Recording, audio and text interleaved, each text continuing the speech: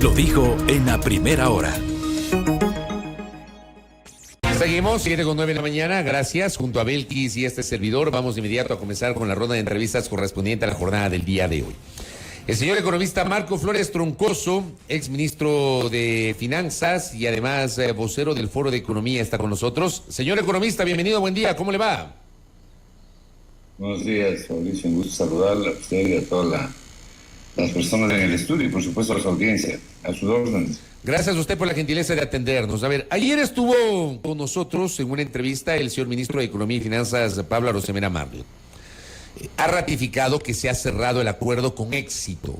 Ese es el término o el calificativo que el gobierno le ha otorgado al cierre del acuerdo con el Fondo Monetario Internacional, la aprobación por parte del directorio del FMI de un último desembolso de $700 millones y las perspectivas para el próximo año que según el ministro son alentadoras.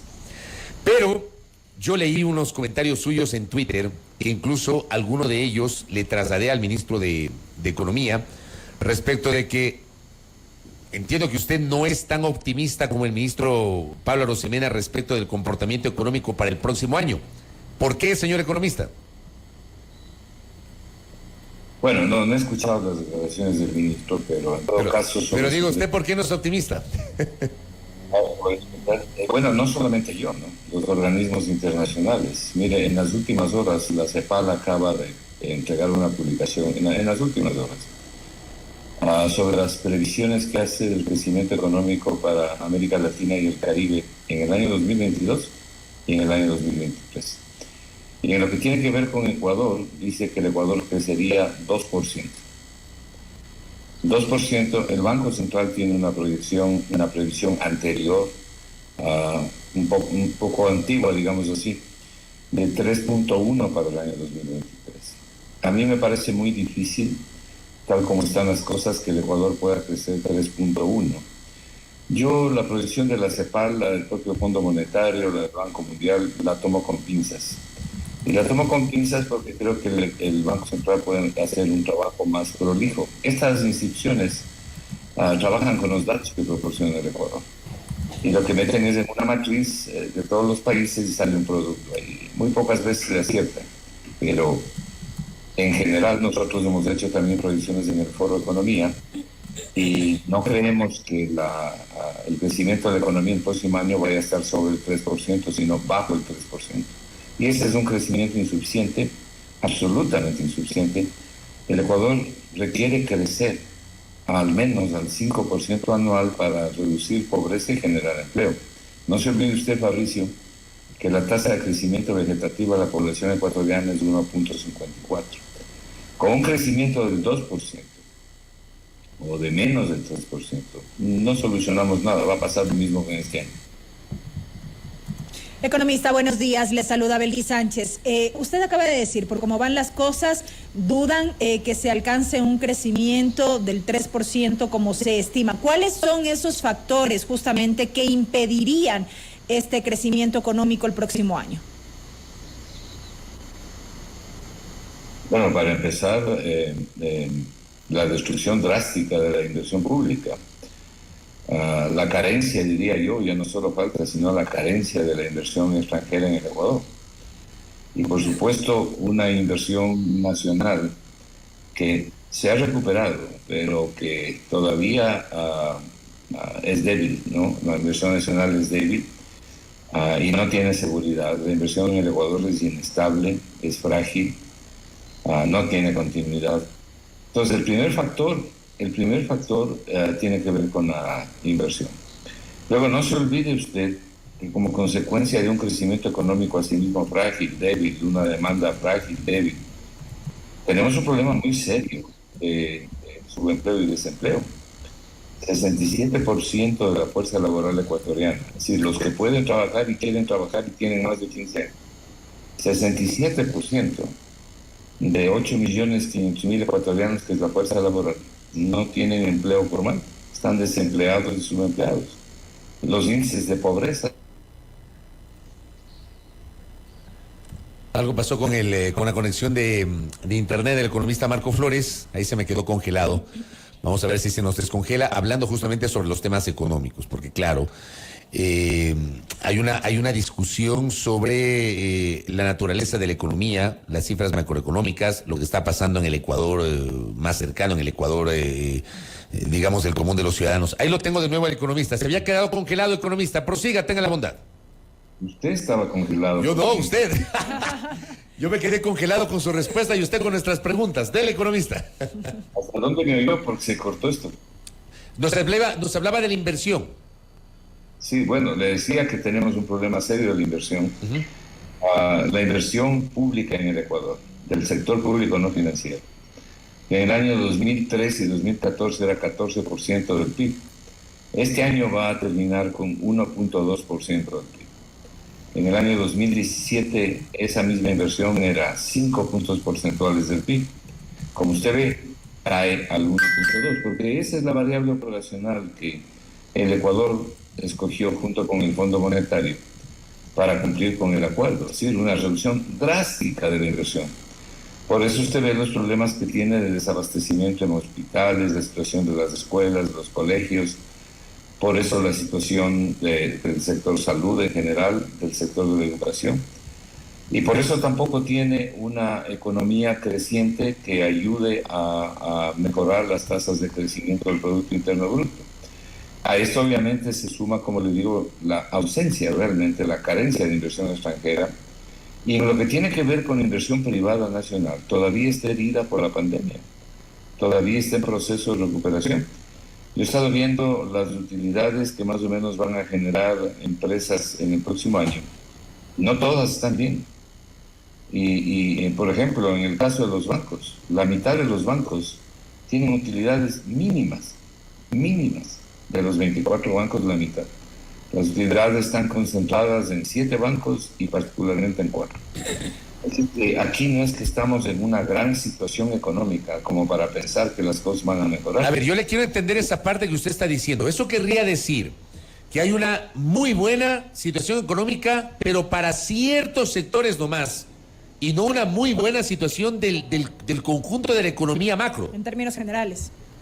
Exactamente, como ustedes dos acaban de decir, exactamente es así. Y mire, la razón es bien simple, Eltis y Fabricio.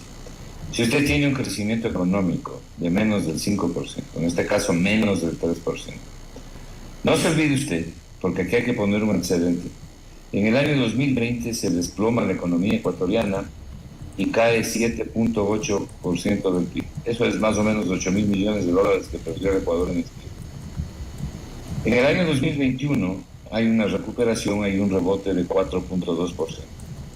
En el año 2022, si tomamos la cifra del Banco Central, todavía va a haber un rebote de 2.7%. Si usted suma el 4.2 del 2021 y 2.7 del 2022, usted tiene una recuperación de 6.9. Pero en el 2020 la economía cayó 7.8. Es decir, todavía al Ecuador, luego de 2 años, le falta por recuperar 0,9% del PIB. Un punto porcentual del PIB son 1.000 millones de dólares. El Ecuador es el único país en la región que luego de 2 años no ha recuperado el crecimiento que perdió, es decir, el PIB que perdió el año 2020 por la pandemia y por mal manejo de la economía a nuestro juicio. Es el único país. Entonces tiene una economía débil, tiene un crecimiento débil. Esta es la razón por la cual este crecimiento no alcanza para todos, alcanza para muy pocos y se concentra en la cima de la pirámide poblacional, como ocurre en general en los diferentes países. Hay una enorme concentración de beneficios. Es decir, no es que aquí no hay empresas ni hay gente que está ganando buen dinero, sí los hay, pero están arriba y son menos del 1%. Son seguramente aquellos 300 grupos económicos que dice el SRI, esos que le están debiendo al SRI 1.900 millones de dólares de deudas en firme. Entonces, cuando usted tiene un crecimiento frágil, además inestable, no es sostenible, un crecimiento frágil, reducido, no alcanza para todos. Tampoco le alcanza al Estado. Por eso es que el Estado tiene permanente déficit. No es cierto que la casa esté en orden. Yo le puedo demostrar que no está. Pero la razón es esta. No tenemos suficiente crecimiento económico. Entonces las demandas de plata al Estado siguen creciendo. Pero el Estado no tiene el dinero para cumplir todas esas demandas. Es obvio, cada punto del PIB significa más de 1.000 millones de dólares. Entonces, ahí tiene usted la razón de las cosas. El PIB, la tasa de crecimiento del PIB, no es cualquier tasa, no es una tasa cualquiera. Y además es una tasa que debe tener, el crecimiento del PIB debe tener orientación y dirección. Y eso es lo que hace la política económica.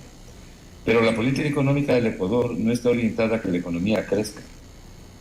Usted ve la acumulación de reservas y está orientada más bien al tema de la deuda externa, al favorecimiento de la deuda externa.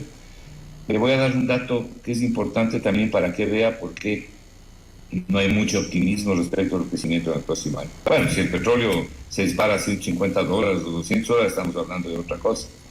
Pero en este año, el presupuesto del Estado, que es la copia de la proforma que enviaron a la Asamblea, ¿no?, tiene un desfinanciamiento, Fabricio, de $7.500 millones. Esa es plata que hay que conseguirla, como dice la proforma, parte con deuda interna y parte con deuda externa. La deuda externa más o menos un 40% y la deuda interna alrededor de un 60% en números redondos. Pero tiene varias debilidades esa proforma. Por ejemplo, establece una producción de petróleo de en promedio 515.000 barriles diarios. Y la producción de petróleo está 35.000 barriles más abajo. Entonces, eso significaría un hueco en el presupuesto si es que no se llega a los 515.000 barriles. Yo no soy un técnico en petróleo, pero les he escuchado a los técnicos petroleros decir que es muy difícil llegar a ese nivel.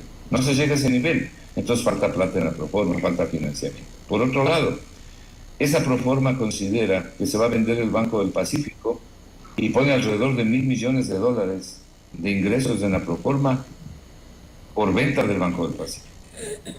Yo no veo tan sencillo que se ve el Banco del Pacífico, la gente no está de acuerdo, pero además es todo un proceso. ¿Qué pasa si no se vende el Banco del Pacífico? Bueno, no hay los 1.000 millones. Pero hay un tercer punto. Hay 600 millones que vienen de colocar bonos en los mercados internacionales. Eso es bonos globales en los mercados internacionales. Ecuador tiene un riesgo país más o menos 1.300 puntos básicos. Si usted quiere colocar ahora esos bonos, tendría que pagar como 17% de tasa de interés. ¿Ese riesgo país es muy alto o es manejable? Le pregunto. Ese riesgo país le pone al Ecuador fuera de combate. Es decir, le saca de los mercados. O sea, por ejemplo, para que le podamos entender, sobre todo quienes no tenemos el conocimiento en materia económica, un riesgo país manejable, ya para que Ecuador pueda acceder a un crédito barato, para que no le pidan tantas garantías, etcétera, ¿de cuánto más o menos podría ser? ¿Cómo se maneja a nivel económico esto? Vea, el Ecuador tiene el riesgo país, el tercer riesgo país más alto de toda Latinoamérica, luego de Venezuela y de Argentina. Pero Colombia, Perú, Chile, están bajo 400, 300 puntos. Ahí me queda claro. ¿Qué significa 1.300 puntos? Cada 100 puntos es un punto porcentual. O sea, si hablamos de 1.300 puntos de riesgo país, buscando colocar bonos en los mercados internacionales, 1.300 puntos y 100 puntos es 1%, 1.300 puntos es 13%.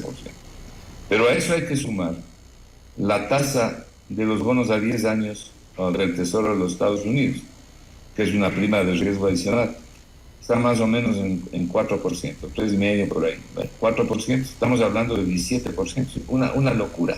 Mientras los otros países, mire, Colombia acaba de colocar $1.800 millones con una demanda que cuadruplicó la oferta colombiana al 6%. Y al 6% porque las tasas en el mercado internacional han subido. Entonces, el Ecuador no puede acceder al mercado. Le decía, ahí hay 600 millones que prevé la proforma. Si no baja el riesgo país, que yo dudo mucho que pueda bajar a un nivel que el Ecuador califique para poder invertir esos bonos o colocar esos bonos, tiene 600 millones de dólares más de hueco. Sumando estos valores, tema petróleo, tema Banco del Pacífico, tema bonos globales, usted tiene más de 2.000 millones de dólares de ingresos temporales que pueden no haber. Esa es una mala noticia. Y es una mala noticia porque significa que el Ecuador tendría que buscar más financiamiento y, por supuesto, ajustarle más a la gente. Precisamente. Reducir de inversión. Sí, prácticamente liquidar la inversión pública. Precisamente, economista, Eso quería consultar. Con este escenario tal y como usted lo ha descrito, más allá de que muchos sectores en nuestro país han sido críticos respecto del endeudamiento de los gobiernos con organismos multilaterales, ¿realmente Ecuador no requeriría un nuevo programa de crédito con el Fondo Monetario Internacional en el 2023, como aseveró el ministro de Finanzas? A ver, bueno, esa es una pregunta importante, pero antes de eso déjeme darle un dato, ¿no? La deuda pública del Ecuador son 80.000 millones de dólares. Si usted incluye los otros pasivos y la plata que se le está debiendo al Seguro Social por el aporte del 40%, ¿no? Que son como 1.400 millones de dólares. Eso, en números redondos, son 80.000 millones de dólares que debe el Ecuador. Esos 80.000 millones de dólares, pagar capital e intereses al año, se lleva más o menos un 24% en promedio del presupuesto del Estado. Ese es un peso bien fuerte, bien grave, que tiene que cargar la economía y tiene que cargar el presupuesto. Si usted se da cuenta que alrededor de 9.000 millones van para sueldos y salarios, bueno, lo que queda no alcanza para todo lo demás. Y como no alcanza para todo lo demás, lo que hace el gobierno es restringir drásticamente la inversión pública. Le decía, en el año 2013-2014, la inversión fue 14% del PIB. Esos 14.000 millones de dólares de esa época. Ahora la inversión va a ser 1.2% del PIB de esta época. O sea, hablemos de unos 1.500 millones, de 14.000 a 1.500 en los años que estoy señalando. Un corte brutal. Entonces, cuando usted tiene estos problemas, el gobierno lo que ha hecho es liquidar la inversión. Y como liquida la inversión, tiene los problemas que estamos viendo todos los días, además de inseguridad y de falta de crecimiento. Usted me dice, no hay necesidad de hacer un programa con el fondo. Mire, el programa con el fondo de los 27 meses que tuvo el Ecuador para recibir los 4.600 millones de dólares, es un programa que debía haber sido planteado de otra manera. El problema es que ese programa y esa carta de intención no fueron hechos aquí. Aquí Martínez firmó lo que le pusieron delante de la mesa sin defenderle al país, sin luchar por que se mejoren las condiciones con el Fondo Monetario, como ha hecho Argentina. Argentina ha conseguido algo nunca visto del Fondo Monetario. 46.000 millones le está debiendo a Argentina del crédito de 57.000 millones que le dio el Fondo Monetario y de los cuales avanzó a desembolsar alrededor de 50.000 o 47.000. La Argentina les dijo, vean, yo no tengo la plata para pagarles, así que renegociemos. El fondo no renegocia, no reestructura deudas. Bueno, esta vez lo hizo. Entonces lo que ha hecho Argentina es un nuevo acuerdo por el cual el fondo le da la plata para que le pague al mismo fondo y entonces disparen los pagos en un plazo más largo. Bueno, las condiciones que aceptó el Ecuador eran condiciones demasiado fuertes para la economía ecuatoriana. Aquí en el Ecuador hay 7 millones de pobres. Si usted destruye la inversión social, los mata, y eso es lo que ha pasado. Y eso es lo que además ha pasado durante 5 años, no solamente desde el año 2019, en que Martínez firmó esto. Entonces, la negociación que hizo el Ecuador, no hubo realmente negociación. El que algo estuvo tratando de conseguir y algo consiguió mejorar esas condiciones fue Simón Cueva cuando estuvo en el Ministerio de Finanzas. Pero los otros, y no es que consiguió mucho, consiguió seguramente lo que pudo, pero los otros no hicieron nada. Cerraron los ojos y cruzaron los brazos, y el país es el que ha pagado las consecuencias de condiciones tan duras. Un nuevo acuerdo con el Fondo Monetario depende de las condiciones. Yo le puedo citar varios ministros que no aceptaron acuerdos con el fondo porque las condiciones eran muy duras, yo entre ellos, pero no soy el único. Entonces, depende de las condiciones que se exijan al país. Si hay que pedir al fondo que nos mida con la misma vara que le está midiendo Argentina, ¿y por qué no medirnos con la misma vara que se miden en los Estados Unidos, que nunca aplica las recetas del fondo, sino todo lo contrario? Estados Unidos, la política económica de Estados Unidos es exactamente la contraria de lo que dice el Fondo Monetario. Entonces, depende qué es lo que se quiera, cómo se quiera negociar un acuerdo. Ahora, yo personalmente creo que no es fácil para el Ecuador obtener 7.500 millones de dólares, que podrían ser más, dependiendo de precios del petróleo y de los dos factores que mencioné. No se olvide usted que en la proforma se señala que casi el 60%, más de 4.000 millones, van a venir de financiamiento interno. Eso quiere decir colocar bonos y papeles en el mercado nacional. Ese nivel de colocación de papeles y bonos en el mercado nacional es más del 10% de toda la oferta monetaria. Una cantidad así en el mercado nacional, en estas circunstancias de demanda débil, lo que haría es secar básicamente la gestión económica, porque se está llevando la plata. Pero además tendría un costo elevado para el Estado, porque va a tener que conceder un descuento para poder colocar esos papeles, si no, no le van a comprar. Entonces, no es fácil el tema del financiamiento. Lo otro, el otro 40%, dice la proforma que vienen de los multilaterales. Seguramente eso es más seguro. Y los multilaterales, cuando no hay un acuerdo con el fondo, reducen la condicionalidad, lo cual es bueno para el país. Si este país, si el Ecuador, y si el gobierno sigue cometiendo el error de no usar parte del endeudamiento para impulsar la economía, de no usar parte de los recursos prudentemente que tienen al ser internacional para impulsar la economía, no vamos a tener un crecimiento económico como el país requiere. Ahora, yo le pregunto a usted, si ya no tenemos el financiamiento del Fondo Monetario Internacional y hay necesidades de financiamiento para el próximo año, como usted bien ha anotado, ¿a quién recurrimos? ¿A los otros multilaterales? ¿A los chinos? ¿A quién? ¿O a quiénes? Ya se ha recurrido según la proforma, porque en la proforma están señalados que vendrán los recursos de los multilaterales, de manera que eso se da por hecho. Yo creo que hay buena posibilidad de que vengan. Usted no necesita necesariamente un acuerdo con el fondo. Es decir, el acuerdo con el fondo no es ningún prerequisito para obtener plata a los multilaterales. Mire, le voy a mencionar algo que usted con esa memoria que tiene se va a acordar bien. Cuando el ingeniero Febres Cordero, presidente de la República, declaró el no pago de la deuda externa por la crisis que vivía el país, se rompió el oleoducto, en fin, etcétera. Nosotros inmediatamente obtuvimos un crédito del BID. No me acuerdo cuánto fue, me parece que fue 230 millones de la época. Y los organismos internacionales acudieron en auxilio del Ecuador, el Banco Mundial, el BID, la CAF. Es mentira que usted necesite de un acuerdo con el Fondo Monetario para que los multilaterales le den plata. Pero por otro lado es un absurdo que usted tenga congelados 8.500 millones de dólares de reserva y no tome una parte prudencial, que a mi juicio serían 2.000 millones, para hacer un paquete de reactivación económica de la producción, para ayudarles a las empresas y a los emprendedores. Porque usted no puede utilizar la plata privada y decir, a ver, con la plata de los bancos demos tasas de interés baja y regalemos el dinero. Eso no se puede hacer. Entonces tiene que usar los dineros públicos para poder impulsar este tipo de cosas. Mire lo que acaba de pasar el día de ayer. Y por eso creo yo que no está bien que se le diga a la gente cosas que no son ciertas respecto a la dolarización. Y si se toma dinero de la reserva, la dolarización se cae, no tiene nada que ver lo uno con lo otro. Es como que a usted le pregunten qué hora es y usted diga jueves. ¿No?